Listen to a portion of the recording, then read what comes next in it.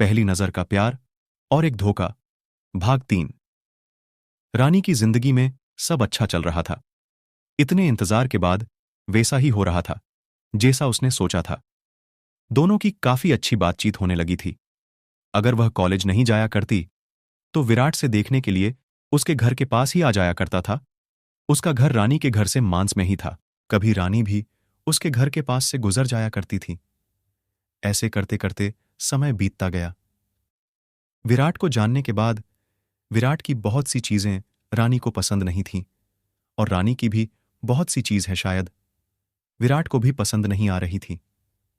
रानी विराट को समझाया करती, लेकिन विराट शायद कुछ समझना ही नहीं चाहता था। एक दिन रानी की सहेली ने, उसकी बेस्ट फ्रेंड थी निशा, उसने रानी को समझाया कि एक फ्रेंडशिप में या फिर रिलेशनशिप में बहुत सी ऐसी चीजें होती हैं जो हमें सामने वाले के लिए करनी पड़ती है, लेकिन जो सही हो वही चीजें हैं, गलत नहीं।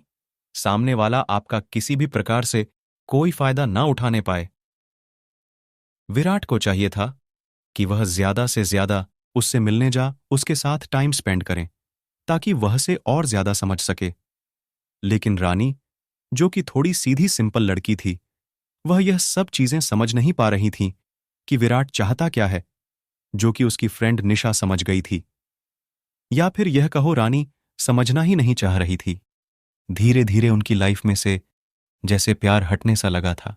पहले की तरह विराट उसे दिखना बंद हो गया। उसके फोन कॉल्स का जवाब भी नहीं देता।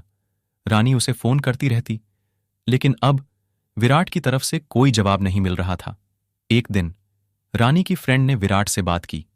रानी के सामने ही निशा ने रानी बनकर मैसेज में विराट से बात की और उसे मिलने के लिए बुलाया, और विराट ने हां भी कर दी, क्योंकि विराट जैसे चाहता था निशा ने वैसी ही बात की थी।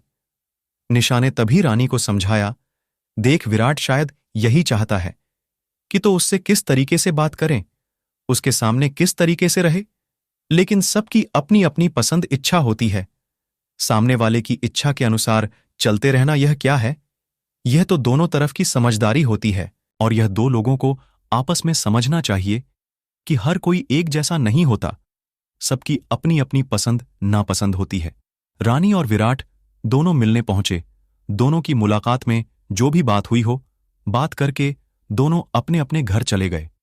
पर शायद विराट को रानी से कोई उम्मीद थी ही नहीं। रानी समझ ही नहीं पा रही थी कि अचानक विराट को होकर आ गया। ना ही उसने खुलकर कुछ कहा, न ही कुछ सुना।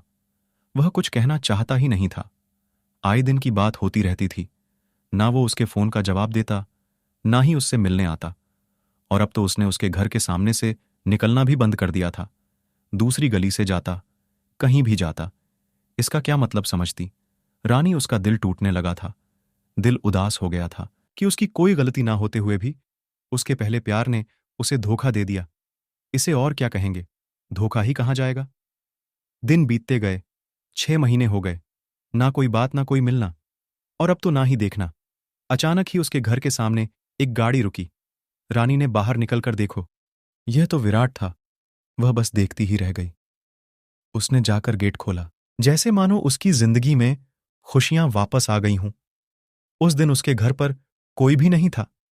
अपनी गाड़ी को बाहरों का गाड़ी से उतारा, 2 मिनट खड़ा रहा और रानी ने उसे देखा, पर रानी उससे कुछ कह ना पाई और विराट वहां से चला गया। उसने तुरंत विराट को फोन लगाया, पर उसका फोन बंद बता रहा था। मैं फोन लगाती रही कि एक बार तो लगेगा। उसका फोन ना लगने के कारण उसने विराट के दोस्त को फोन किया। विराट के दोस्त को सब बातें बताईं और उससे पूछा कि क्या आपको पता है मेरे साथ ऐसा क्यों कर रहा है? उसके दोस्त ने बताया, विराट बोल रहा था कि रानी कुछ समझती ही नहीं है। मैं क्या चाहता हूं, क्या फील करता हूं रानी को कुछ समझ में ही नहीं आता। या फिर वह जानबूझकर उसे समझना नहीं चाह। मैंने जैसे सोचा था रानी बिल्कुल वैसी भी नहीं है, इसलिए मैं उसके साथ रिलेशनशिप नहीं रख सकता। कॉलेज गए हुए थे, कॉलेज में ही है। सब बातें हो रही थीं उस दिन। कोई सहेली नहीं आई थी रानी के साथ, सिर्फ निशा ही आई थी। रानी का दिल उस दिन टूट गया था, उसका विश्वास उठ गया था। निशा ने उसे संभाला और उसे पहले भी सही समझाया था और अब भी सही ही समझाया। रानी उस दिन बहुत रोई। उसने कहा कि मेरी पहली मोहब्बत थी और उसने ही मुझे ऐसा धोखा दे दिया। और धोखा भी कैसा। अगर वह किसी और को चाहता तो भी मैं मान सकती थी, लेकिन उसने मुझे छोड़ा। वह भी इस रीजन से जो कि मुझे समझ में ही नहीं आया। यह कोई कारण था या फिर कोई और बात थी जो विराट उसे छुपा रहा था। और शायद विराट का दोस्त भी, जो रानी को आज तक पता नहीं चल पाई। रानी के लिए यह उसकी पहली नजर का प्यार होने के साथ साथ उसके लिए धोखा भी हो गया।